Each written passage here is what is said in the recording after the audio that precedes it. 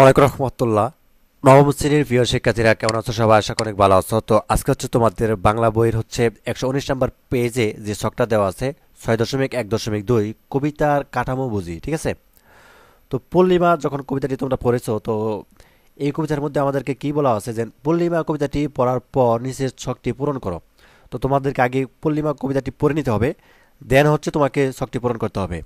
তো প্রথম কলামের জিজ্ঞাসাগুলোর জবাব দ্বিতীয় কলামে লেখো এবং এই কাজের জন্য সহপাঠীদের সাথে আলোচনা করো এবং শিক্ষকের সহায়তা নাও, ঠিক আছে? তো এখানে দেখো সবগুলো দেওয়া আছে।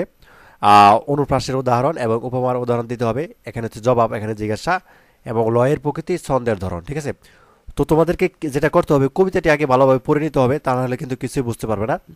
তো কবিতাটি আমাদেরকে খুব দ্রুত একটু পড়ে নিতে হবে। আমি যদি এখান থেকে বলি যে পূর্ণিমা গোলাম মোস্তফা লিখেছেন কবিতাটি, ঠিক আছে? আমরা একটু শুরু করি। তো পল্লীমায়ের বুক ছেড়ে আজ যাচ্ছি চলে প্রবাস পথে, মুক্ত মাঠের মধ্যে দিয়ে জোর ছুটানো বাষ্পরথে, উদাস হৃদয় তাকিয়ে রয় মায়ের শ্যামল মুখের পানে, বিদায় বেলার বিয়োগ ব্যথা অশ্রু আনে দুই নয়নে। তো স্নময়ী রূপ ধরে মা দাঁড়িয়ে আছে মাঠের পরে, মুক্ত চিকুট ছড়িয়ে গেছে দিক হতে ওই দিগন্তরে, ছেলে মেয়ে বীর করেছে চৌদিকে তার আঙ্গিনাতে, দেখছে মা সেই সন্তানেরে পুলক বরা ভঙ্গিমাতে। ওই যে মাঠে গুরু চড়ে লেজ দুলিয়ে মনের সুখে, ওই যে পাখির গানের সুখে কাপন জাগে বনের বুকে। তো মাথাল মাথায় কাস্তে হাতে ওই যে চলে কালো চাষা, ওরাই মায়ের আপন ছেলে, ওরাই মায়ের ভালোবাসা। ওরা সবাই সহজভাবে ঠাঁই পেয়েছে মায়ের কুলে, শান্তি সুখে বাস করে সব, কাটায় না দিন গণ্ডগোলে। গরু মহিষ যে ঠাই চড়ে, শালিক তাহার পাশেই চড়ে, কখনো বা পৃষ্ঠে চড়ে, কখনো বা নৃত্য করে। রাখাল ছেলের চড়াই দিনু বাজায় রেণুর অসৎ মূলে, সেই গানেরই পুলক লেখে দানের খেতে ওই উঠল দোলে। সেই গানেরই পুলক লেগে বিলের জলের বাদন টুটে, মায়ের মুখের হাসির মতো কোমল কলি উঠল ফুটে।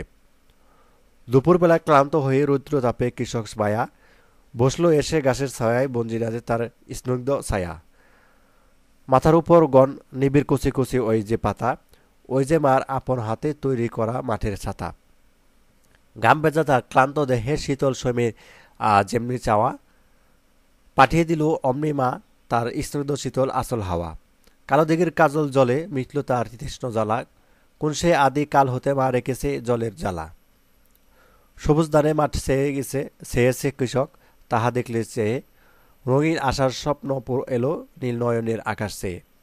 ওদেরই ঘরের জিনিস আমরা যেন পরের ছেলে, মোদের ওতে নাই অধিকার, ওরা দিল তবেই তো মেলে। ওই যে লাউয়ের জাংলা পাতা ঘর দেখা যায় এর একটু দূরে, কৃষক বালা আসছে ফিরে নদীর পথে কলসি পরে।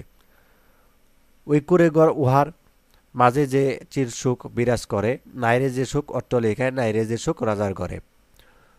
কত গভীর তৃপ্ত আছে লুকিয়ে যে ওই পল্লী প্রাণে, জানক কেহ নাই জানক সে কথা মোর মনই জানে। মায়ের গোপন বৃত্ত যা যা তার খোঁজ পেয়েছে ওরাই কিছু, মোদের মতো তাই ওরা আর ছোট নাকো মোহের কিছু। তো সংক্ষিপ্ত, তার মানে কবিতাটি অনেক বিশাল লম্বা। তো এখানে এই পর্যন্ত দেওয়া আছে তোমাদের বইয়ে। তো এখানে আমরা হচ্ছে এই ছকটা পূরণ করবো, ঠিক আছে? তো এক ছকটা আমরা কীভাবে পূরণ করি, তো চলো আনসারটা দেখা যাক। তো এখানে দেখো জিজ্ঞাসা, তাই না? অনুপ্রাসের উদাহরণ, তো জবাব। যেমন অন্তমিল অনুপ্রাসের উদাহরণ আমরা জানি দুই ধরনের, একটি হচ্ছে অন্তমিল অনুপ্রাস, পুনরাবৃত্তি অনুপ্রাস, ঠিক আছে? তো অন্তমিল অনুপ্রাসের উদাহরণগুলো কোনগুলো? উদাহরণ যেমন সুখে বুকে ভাইয়া ছায়া, এগুলো কি অন্তমিল অনুপ্রাসের উদাহরণ। আর পুনরাবৃত্তির অনুপ্রাসের উদাহরণ যেমন মুক্ত মাঠের মধ্য দিয়ে, ঠিক আছে? এটা হচ্ছে পুনরাবৃত্তি অনুপ্রাসের উদাহরণ।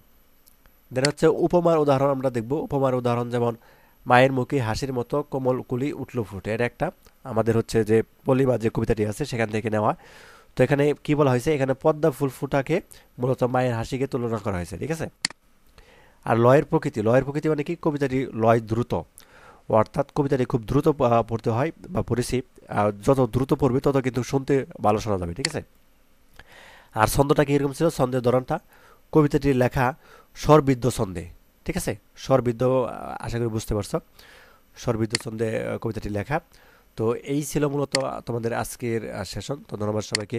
এই শখটা হচ্ছে তোমরা এইভাবে পূরণ করে ফেলাও। ধন্যবাদ সবাইকে। আল্লাহ হাফেজ।